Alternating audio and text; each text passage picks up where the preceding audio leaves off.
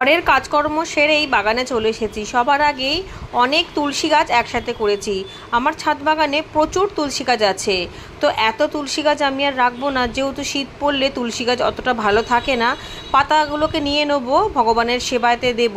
আর এদিকে টব এবং মাটিগুলো সবই কাজে লাগাবো। ঠিক যেমন নয়নতারা ফুলগুলো একে একে আমি সব পরিষ্কার করে নিচ্ছি, মাটিগুলোকেও কাজে লাগাচ্ছি এবং ফুল পাতা সব কিছুকেই কাজে লাগিয়ে নিচ্ছি। প্রতি বছরই শীতের পরে অনেক মাটি বেঁচে যায়, সেই সব মাটিগুলোকে রেখে না দিয়ে আমি সারাটা বছর ফুল গাছ, তুলসী গাছ, বিভিন্ন শাক গাছে কাজে লাগিয়ে নিই। এতে মাটিটাও খুব ভালো থাকে এবং মাটিতে বারবার খাবার দেওয়াতে গাছগুলোও ভালো হয় এবং ছাদটা আলো পড়েও থাকে। সাথে মাটি রেখে দেবার একটা জায়গা জুড়ে থাকে না। ঠিক তেমনই শীত আসার আগে আগে আবার সমস্ত টব, গ্রো ব্যাগ খালি করতে থাকি।